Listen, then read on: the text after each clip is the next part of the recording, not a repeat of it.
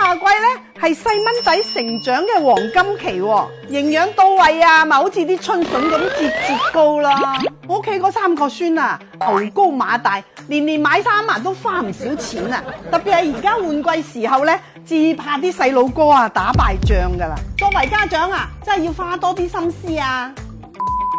準備啲靚嘅鐵棍淮山，肇慶嘅時散，好見個皮皮㗎，再搭埋啲蟲草花，仲有嘢嘅羊肚菌。嗱，我哋啲菌柄咧好短個噃，靚嘢嚟㗎。提下啲綿綿力力啦，嗰啖湯啊仲鮮到咩咁啊！浸羊肚菌你唔好貪快啊嚇，用熱水落去啊會發酸㗎。用啲45度嘅溫水浸佢10分鐘咁就 OK 㗎啦。你浸得太耐啊，啲好嘢走晒啦。浸完之後咧，我哋攞把鉸剪剪開佢，捽一捽佢咁就乾淨啦。重點咧就係呢個海狗翅喎。佢個學名啊叫做蒲魚翅，你唔好一聽以為魚翅咧就驚喎嚇，其實呢個啊性價比好高㗎，佢有豐富嘅鈣同埋蛋白質，特別係屋企細蚊仔嘅成長，老人家又唔夠硬淨喎，都好需要㗎。嗱，呢個翅咧我哋要揀啲半乾嘅狀態，佢入邊嘅膠質啊先保存得好㗎。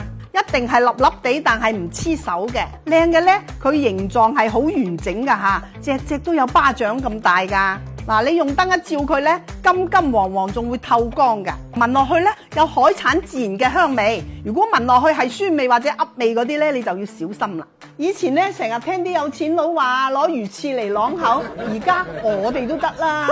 最關鍵咧係佢嘅做法簡單，唔使浸噶喎，將佢洗乾淨，水滾咧掉落去煲就得啦。放埋啲飛好水嘅脊骨、淮山、時實，一塊82年嘅陳皮，大火煲開轉文火，先煲佢1節貨嘅時間。嗱，夠鐘啦，我哋擺埋啲野嘅羊肚菌同埋蟲草花落去。呢種嘢嘅咧未煲啊，都已經聞咗好香噶啦。街坊們記得嚇，羊肚菌嘅好嘢咧唔襟煲噶噃嚇，我哋後落煲多15分鐘咁就 OK 噶啦。嗱，湯就煲好啦，一打開個蓋，哇，好香嘅菌菇味啊！而且你睇下個湯色金金黃黃，好靚仔啊，真係聞到都流口水啊！唉，唔好講咁多，整翻啖先。哇，清甜到真係呢啖湯，因為放咗蒲魚翅落去啊，成個湯嘅鮮味啊都提升咗幾個 level 啊，真係平靚正啊！魚翅當粉絲食都得啊！特別係屋企係有老人家同細蚊仔，綿綿力力唔多夠嘅。白姑呢個視頻啊，你要記得收藏啊！關注白姑，日日有靚湯。